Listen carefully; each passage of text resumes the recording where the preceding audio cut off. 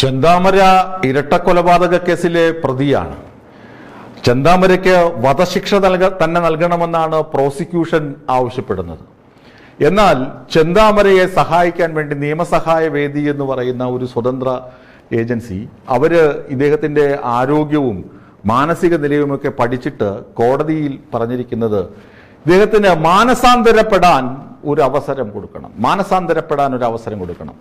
പാപത്തെ വെറുത്തിട്ട് പാപിയെ സ്നേഹിക്കണം, അങ്ങനൊരു സന്ദേശം കോടതി കൊടുക്കണമെന്നാണ് പറയുന്നത്. പ്രോസിക്യൂഷൻ ഈ വാദത്തെയൊക്കെ നിശിതമായി എതിർത്തു. കോടതി, പാലക്കാട് സെഷൻസ് കോടതി തിങ്കളാഴ്ച ചെന്താമരയുടെ കേസിൽ വിധി പറയുകയും ചെയ്യും.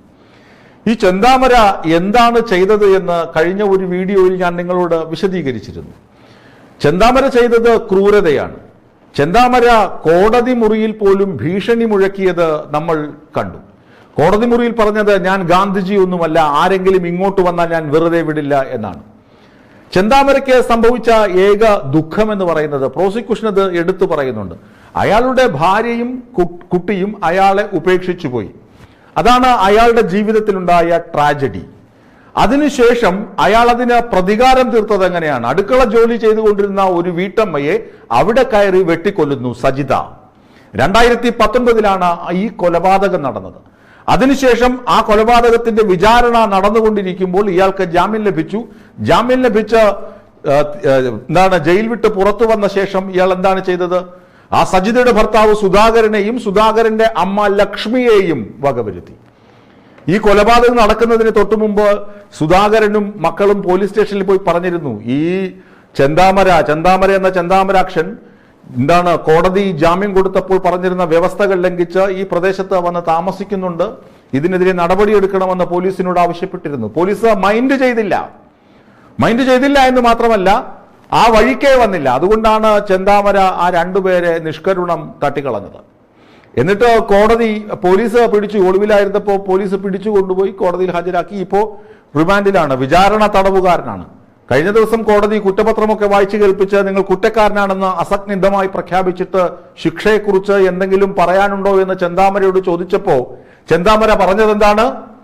നിങ്ങൾ എന്നെ തൂക്കിക്കൊല്ലു.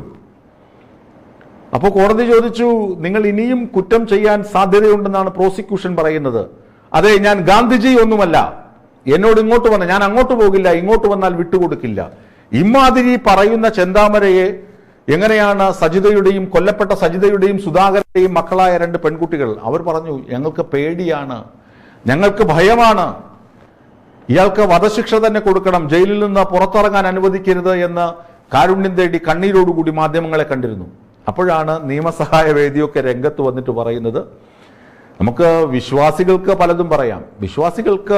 പലതും പറയാം, പാപത്തെ വെറുത്ത് പാപിയെ സ്നേഹിക്കുക എന്നൊക്കെ വിശ്വാസ പ്രമാണത്തിലുമൊക്കെ നമുക്ക് പറയാം. പക്ഷേ ഇങ്ങനെ ഒരു സാഹചര്യത്തിൽ നിരപരാധികളായ 3 പേരുടെ ഉയിരെടുത്ത ഒരു ക്രൂരതയുടെ ഉറവിടമായ വ്യക്തി കുറ്റപത്രം വായിച്ചിട്ട് നിങ്ങൾ കുറ്റക്കാരനാണ്, ശിക്ഷയെക്കുറിച്ച് എന്തെങ്കിലും പറയാനുണ്ടോ എന്ന് ബഹുമാനപ്പെട്ട കോടതി ചോദിച്ചപ്പോൾ കോടതിയെപ്പോലും പുച്ഛിച്ചുകൊണ്ട്, ഞാൻ ഗാന്ധിജിയല്ല, ഇങ്ങോട്ട് വന്നാൽ തിരിച്ചു കൊടുത്തിരിക്കുമെന്ന വെല്ലുവിളി ഉയർത്തുന്ന ഈ ഒരു പ്രതിക്ക് എങ്ങനെയാണ് മാനസാന്തരപ്പെടാൻ അവസരം കൊടുക്കുക? മാനസാന്തരത്തിന് അവസരം കൊടുക്കേണ്ടത് ആലുവയിലെ കൂട്ടക്കൊലക്കേസ് പ്രതിക്കൊക്കെ മാനസാന്തരത്തിന് അവസരമൊക്കെ കൊടുത്ത് വധശിക്ഷയൊക്കെ ഇളവ് ചെയ്തിട്ടുണ്ട്. എന്നാൽ സൗമ്യ കൊലക്കേസിലെ ഗോവിന്ദചാമിക്ക് വധശിക്ഷ തന്നെ ലഭിക്കണമെന്ന് കേരളം ഒന്നടങ്കം ആഗ്രഹിച്ചിട്ടും വധശിക്ഷ ലഭിക്കാതെ പോയത് പ്രോസിക്യൂഷനും പോലീസിനും പറ്റിയ വീഴ്ചകൾ കൊണ്ടാണെന്ന് നമുക്കറിയാം. ഇവിടെ അങ്ങനെയല്ല, പോലീസിനും പ്രോസിക്യൂഷനും ഒരു വീഴ്ചയുമില്ല. കൃത്യമായ അന്വേഷണം, തെളിവുകൾ, രേഖകൾ, സാക്ഷിമൊഴികൾ എല്ലാം ഉണ്ട്. ചെന്താമരയുടെ കേസിൽ വിധി, നെന്മാറ ഇരട്ടക്കൊലക്കേസിൽ വിധി ഉടനെ തന്നെ, അതായത് തിങ്കളാഴ്ച ഉണ്ടാകും എന്നാണ് ഇപ്പോൾ ലഭ്യമാകുന്ന അറിവ്.